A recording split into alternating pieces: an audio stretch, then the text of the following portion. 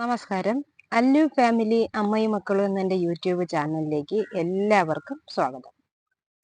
നമ്മുടെ വീട്ടാവശ്യത്തിനായി ചീര കൃഷി ചെയ്യുമ്പോൾ എങ്ങനെ നട്ടാലാണ് നമുക്ക് ചീര നശിച്ചു പോവാത്ത രീതിയിൽ നമുക്ക് നല്ല രീതിയിൽ വിളവെടുക്കാൻ സാധിക്കുന്നത് എന്നതിനെ കുറിച്ചാണ് ഇന്നത്തെ എൻ്റെ വീഡിയോ. വീഡിയോ സ്കിപ്പ് ചെയ്യാതെ മുഴുവനായും കാണണം. നമുക്ക് വളക്കടയിൽ നിന്ന് അല്ലെങ്കിൽ വളം ഡിപ്പോയിൽ നിന്നും ഒരുപാട് വളങ്ങളോ അതും ഇതൊന്നും വാങ്ങിച്ച് കഷ്ടപ്പെടേണ്ടതില്ല. ചീര കൃഷി ചെയ്യാനായിട്ട് നമ്മുടെ വീട്ടിലുള്ള സാധനങ്ങൾ വെച്ച് തന്നെ നമുക്ക് നല്ല രീതിയിൽ കൃഷി ചെയ്യാം.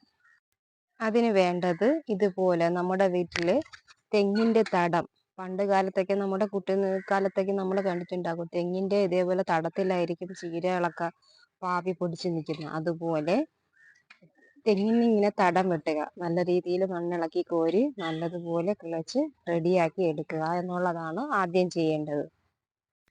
നല്ലതുപോലെ ഈ അകത്തായിട്ട്, അതായത് തടം വെട്ടിയതിനകത്തായിട്ട് നല്ലതുപോലെ നമ്മൾ മണ്ണ് ഇളക്കി ഇടണം.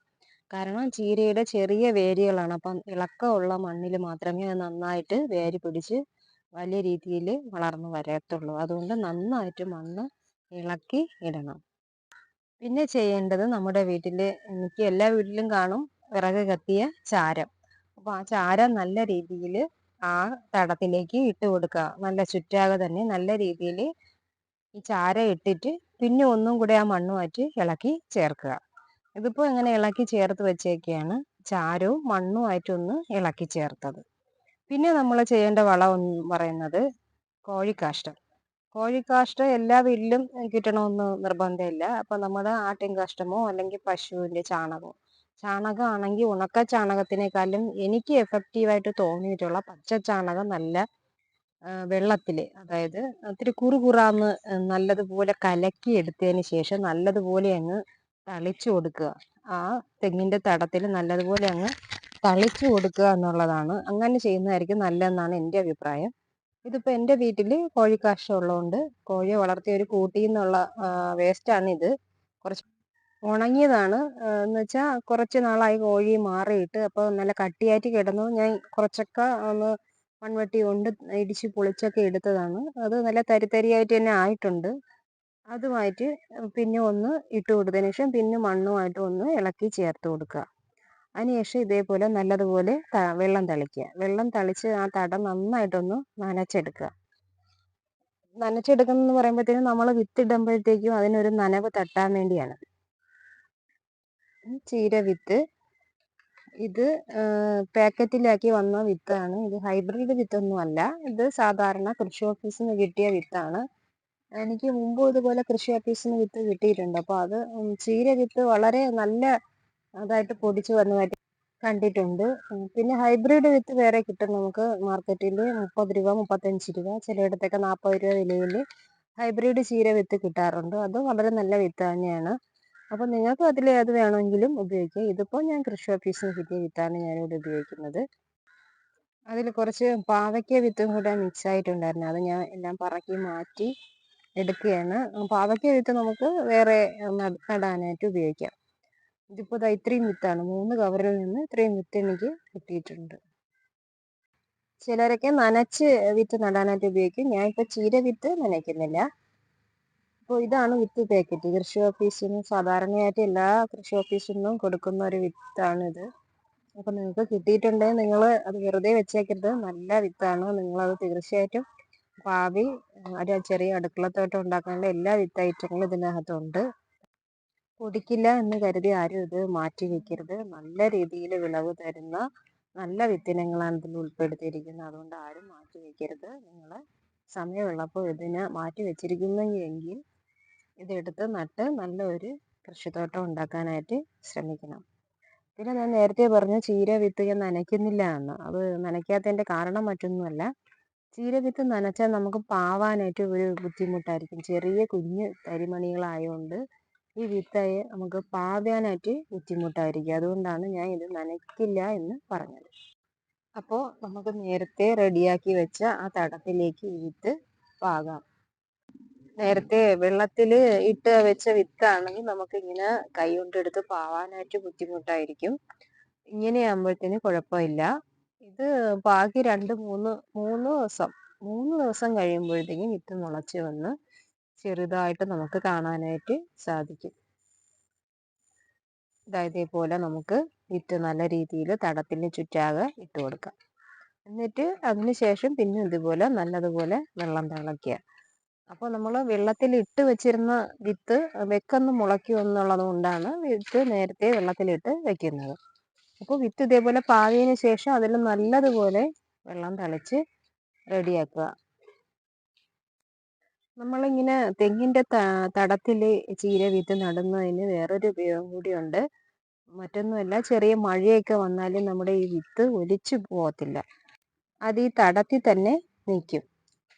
ഇതാ നമ്മൾ പാവിയ ചീരത ഇത്ര പൊടിച്ചായിട്ടുണ്ട്. നേരത്തെ പറഞ്ഞില്ലേ, മഴ വന്നാൽ ചെറിയ മഴ ഞാൻ നടുമ്പോഴും ഉണ്ടായിരുന്നു. അപ്പോൾ അതുകൊണ്ടാണ് ഇതിങ്ങനെ ഒരുമിച്ച് കൂടി പൊടിച്ച് നിൽക്കുന്നത്. അതൊക്കെ നമുക്ക് ചെറിയ ചെറിയ കുഴി കുത്തി അത് മാറ്റി നടാവുന്നതേ ഉള്ളൂ. അതല്ല മാറ്റി നടുന്നുണ്ടെങ്കിൽ അത് അങ്ങനെ തന്നെ അങ്ങ് നിന്ന് പൊടിച്ചോളൂ. ഞാൻ കുറച്ചൊക്കെ മാറ്റിയൊക്കെ നട്ടിട്ടുണ്ടായിരുന്നു. ഇപ്പം അതാ അതിൽ നിന്നും ഇതാ ഇത്രയും കൂടെ വളർച്ച വന്നിട്ടുണ്ട്. ഇത് ഞാൻ ചിലതൊക്കെ മാറ്റി നടാനൊക്കെ ശ്രമിച്ച് വേറെ കവറിലോട്ടൊക്കെ മാറ്റി വെച്ചായിരുന്നു കുറച്ച് ചീര. പിന്നെ ഓണത്തിനൊക്കെ വന്ന ബന്ധുക്കൾക്കൊക്കെ അതിൻ്റെ തയ്യലൊക്കെ കൊടുത്തതിൻ്റെ ബാക്കിയാണ് ഇപ്പോൾ ഈ കാണുന്നത്. ഇപ്പോൾ നമ്മുടെ ചീര മോശമല്ലാത്ത രീതിയിൽ പൊടിച്ച് കയറുന്നുണ്ട്. പിന്നെ പ്രത്യേകിച്ച് വളങ്ങളൊന്നും നമ്മൾ ഉപയോഗിക്കേണ്ട ആവശ്യമില്ല. എന്നും രാവിലെയോ രാവിലെ അല്ല, വൈകുന്നേരം വെള്ളം തളിക്കുന്നതായിരിക്കും ഏറ്റവും നല്ല സമയം. അപ്പോൾ വൈകുന്നേരങ്ങളിൽ നിങ്ങൾ കുറച്ച് വെള്ളം ഇതിന് തളിച്ചു കൊടുക്കുക. ഇപ്പോൾ അതാ നമ്മുടെ ചീര ഈ ഒരു ലെവലിലേക്ക് എത്തിയിട്ടുണ്ട്.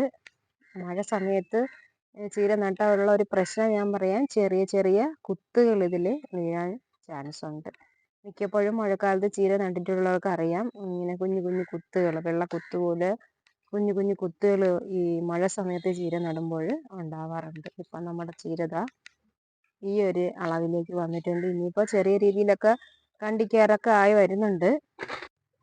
ഈ തടം അന്ന് എടുത്തതിന് ചുറ്റാകെ ഞാൻ ചെറുതായിട്ട് പച്ച ചീരയും കൂടെ വെച്ച് പിടിപ്പിച്ചിട്ടുണ്ട്. അതാണ് നമുക്ക് കാണാൻ പറ്റും, ഇങ്ങനെ അതിൻ്റെ തടത്തിന് ചുറ്റാകെ പിടിച്ച് നിൽക്കുന്ന പച്ച ചീര.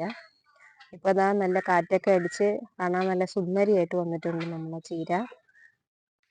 ഇതിപ്പോൾ നമ്മളിതിൽ നിന്ന് കണ്ടിച്ച് കറി വെക്കാനായിട്ട് നമുക്ക് ബുദ്ധിമുട്ടാണ്. കാരണം എന്ന് വെച്ചാൽ ഇത് ഇങ്ങനെ നിൽക്കുന്ന കാണുമ്പോഴാണ് മനസ്സിന് ഏറ്റവും സന്തോഷമുള്ളത്. അപ്പോൾ ഇതിൽ നിന്ന് ഇങ്ങനെ കണ്ടിച്ചെടുക്കുമ്പോഴത്തേനും ഒരു വിഷമമാണ്, അയ്യോ അപ്പോൾ അതിന് കുറഞ്ഞല്ലോ എന്നൊരു തോന്നൽ എല്ലാ ഒരു കർഷകനും തോന്നുമെന്നാണ് എൻ്റെ വിശ്വാസം. അപ്പോൾ നമ്മൾ കൃഷി ചെയ്യുന്ന അല്ലെങ്കിൽ നമ്മൾ കൃഷി ചെയ്ത ആ ഒരു സാധനം കൊണ്ട് ഒരു കറി വെച്ച് നമ്മുടെ കുട്ടികൾക്കും കുടുംബത്തിലുള്ള മറ്റുള്ളവർക്കൊക്കെ കൊടുക്കുമ്പോൾ ഒരു സന്തോഷം അത് വേറെ തന്നെയാണ്. അപ്പോൾ നിങ്ങൾ എല്ലാവരും ഇതുപോലുള്ള കുഞ്ഞ് പച്ചക്കറി തോട്ടങ്ങൾ നിർമ്മിക്കാനായിട്ട് ശ്രമിക്കണം. ഇനിയുള്ള എൻ്റെ വീഡിയോകളിലെല്ലാം പച്ചക്കറിയായിട്ട് ബന്ധപ്പെട്ട ഒരുപാട് വീഡിയോകൾ വരും. അപ്പോൾ എല്ലാവരും ഇതുപോലെയുള്ള കുഞ്ഞ് പച്ചക്കറി തോട്ടങ്ങൾ നിർമ്മിക്കാനായിട്ട് ശ്രമിക്കണം.